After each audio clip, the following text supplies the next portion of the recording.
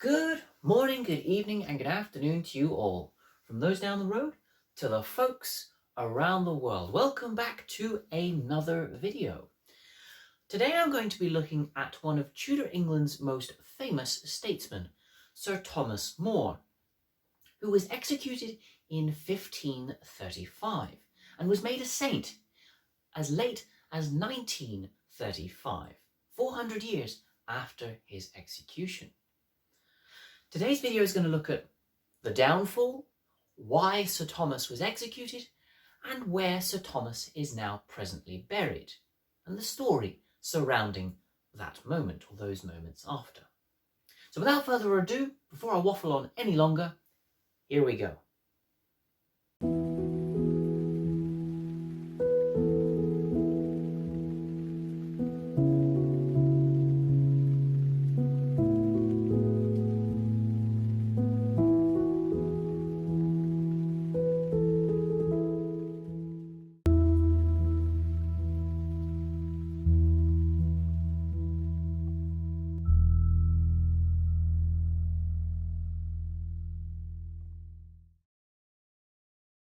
Thomas More was born on the 7th of February 1478, the son of the successful London lawyer John More. Having been a page boy to one of the former Archbishop of Canterbury in the late 1480s, he was implored to study a classical education at the University of Oxford, which he did for 2 years, between 1490 and 1492, developing what was known as the humanist or humanism ideology, understanding the classical ancient world in order to understand the present world of the then 16th century. These ideas were being pioneered in the Renaissance Italy. But at the insistence of his father, he quit Oxford University and began his legal training, which he would continue to do throughout the rest of the 1490s decade. Thomas More was also an incredibly religious figure. He was very much opposed to the introduction of English language Bibles, insisting that the Bible should only be in Latin. And had he not become a statesman or politician or even a lawyer, there was the moment in his mid-20s where Thomas More considered being a Carthusian monk. How history would have been completely different if he had. By the time Henry VIII came to the throne in 1509, Thomas More was a minister for the English Parliament, and over the next 2 decades would increase his power and influence within ministerial positions, getting closer and closer to the king, even becoming one of his privy councillors. He would also develop his humanist ideas, writing the most famous of his works called Utopia, a new word in the English language in the early 16th century. It was about a fictional island in the fictional New World, describing a society that was filled with the most optimistic and idealistic type of society, and how that would all work. So let's look at the last few years of Sir Thomas More's life, leading up to his execution in 1535. Sir Thomas More replaced Cardinal Thomas Wolsey as the Chancellor to Henry VIII, because Wolsey was seen as an agent of the Pope, being one of the Pope's cardinals. And the Pope had rejected a proposal by King Henry to annul the marriage between himself and Catherine of Aragon. But Sir Thomas More could be said to be just as religiously motivated in the words of the Pope and in the teachings of the Bible as Cardinal Wolsey had once been in the 1520s, when all this annulment divorce process was being kicked off. In the years between 1530 and 1532, Sir Thomas More pleaded with Henry VIII that he should rekindle the relationship with the Pope and the Vatican, as well as take back the former Queen Catherine of Aragon. But these words went unheard. In 1530, Henry VIII, once again, with the backing of many English churchmen, tried to convince the Pope that an annulment was in the best interest of king and country. This was rejected. So in 1531, with the reluctant backing of the churchmen of England, Henry VIII declared himself the supreme leader of the English Church, breaking away from the leadership of the Pope. This was to be a step too far for Sir Thomas More. He believed that the state and the church should remain as two separate entities and not an all-powerful singular body. So on the 16th of May 1532, Sir Thomas More resigned as Chancellor to King Henry VIII, but still remained a loyal servant to the king. In 1533, two major things happen. One, in the January, Henry VIII marries Anne Boleyn at a secret ceremony. And secondly, Anne Boleyn in the June is proclaimed the new Queen of England during a coronation ceremony. But it was a coronation ceremony that Thomas More refused to attend. Now, whilst this is not seen as an act of treason, it was seen as a bit of a snub and a rejection on this second marriage and the supremacy of Henry as the head of the church and his kingly power. 1534. The English Parliament beckon and call upon Thomas More to sign the Act of Succession, acknowledging Anne Boleyn as the new Queen of England. Sir Thomas More obliges. But this is because it is a state civil law, not anything to do with the church or religion. Because a few weeks later, Henry VIII asks Thomas More to sign the oath of confession, proclaiming the king as the head of the English church, acknowledging this second marriage between Henry and Anne Boleyn, and acknowledging that this daughter, Princess Elizabeth, was to become the successor to the English throne when Henry VIII died. So Thomas More rejects this because it goes the fundamental values that he held and the teachings that the Bible held within its pages.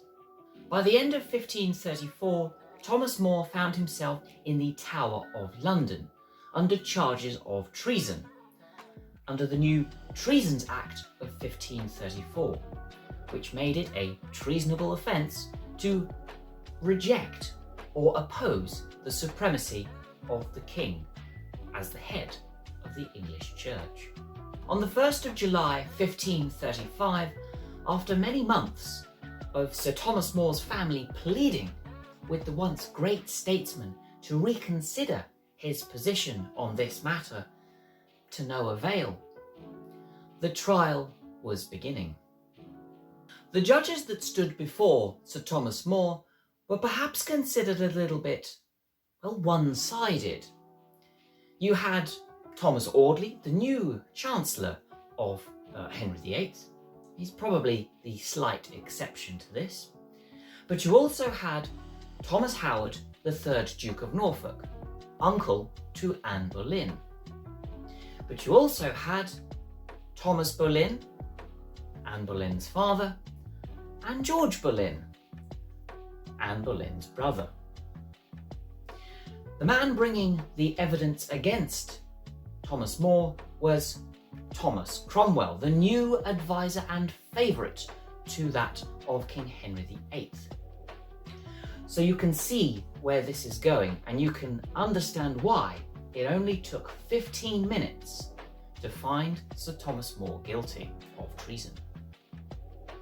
After hearing the judgment of the court, Thomas More was rather optimistic in his outlook, considering he was about to be decapitated. So Thomas More said, "Albeit your lordships have been my judges to condemnation, yet we may hereafter meet joyfully together in heaven to our everlasting salvation. Thomas More was returned back to the Tower of London to await the day of his execution. But as he was being returned, Margaret Roper, who was Thomas More's daughter and possibly favourite child, if I could say that, broke through the crowds, past the armed escort, hugged and kissed her father Thomas More, as one final act of doting, loving relationship between father and daughter. On the 6th of July 1535, just 5 days after his trial and sentencing, Thomas More was executed by decapitation. In the final moments before his decapitation, Thomas More turned to his executioner, and the final words uttered by this once great statesman were as thus: "I die the good king's servant, but God's first." These final words pretty much sum up Sir Thomas More's life, his allegiances to his king and the country of England, but his overriding values that were with the Pope and with the Christian faith. They could also resonate with another figure of English history, the religious Archbishop of Canterbury, Thomas à Becket, who was assassinated in 1170 by knights under King Henry II, who, during his reign, was trying to proclaim a sort of supremacy of the English Church himself, albeit in a slightly different fashion. Thomas More was executed at this scaffold at the Tower of London.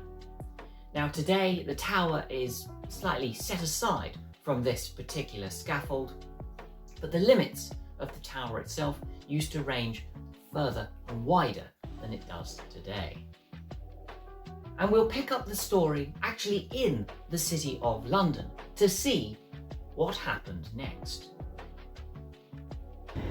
As was customary for many traitors to the crown, Sir Thomas's head was placed atop of a pike on London Bridge.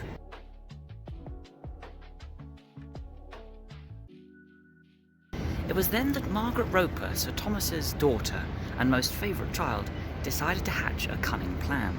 Margaret would take a boat underneath the London Bridge, and negotiating with the soldiers on top, Sir Thomas's head was dropped down into her very long dress.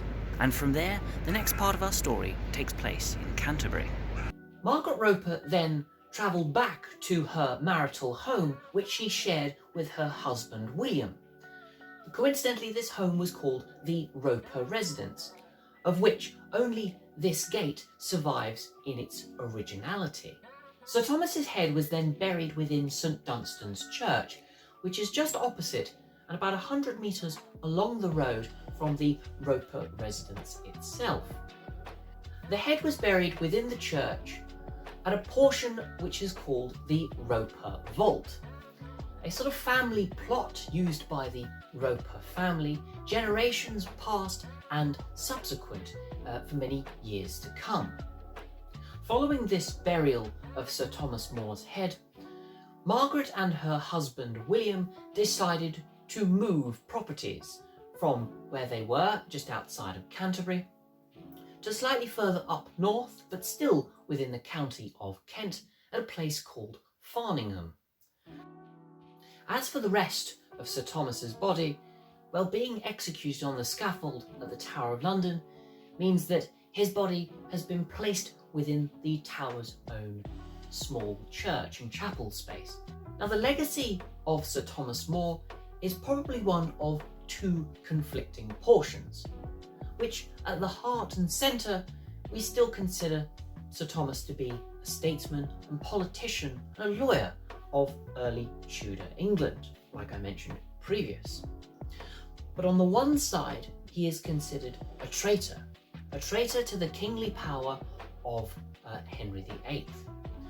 But on the other side, he was a loyalist to his religion, to his beliefs, and a victim of that same Henry VIII and his regime being implemented during the Reformation.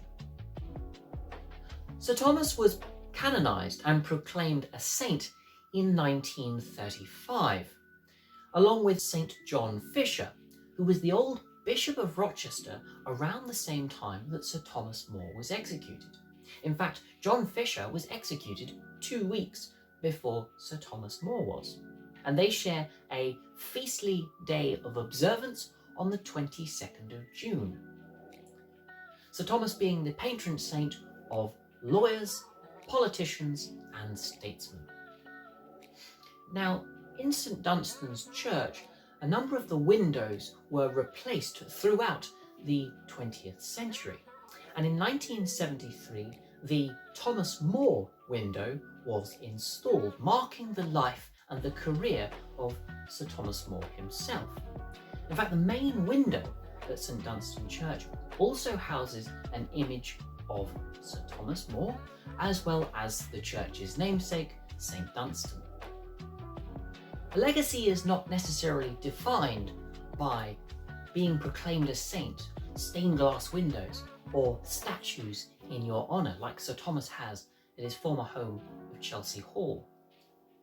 It's about the actions that one takes within their life. Sir Thomas was an educated figure who educated all of his children to the best of his abilities, who believed that understanding the past is the best way to understanding the present and the potential future. A man who had integrity and stood up for what he believed was the right thing to do. Thank you for watching this week's video, and I shall see you again for the next one. See you later.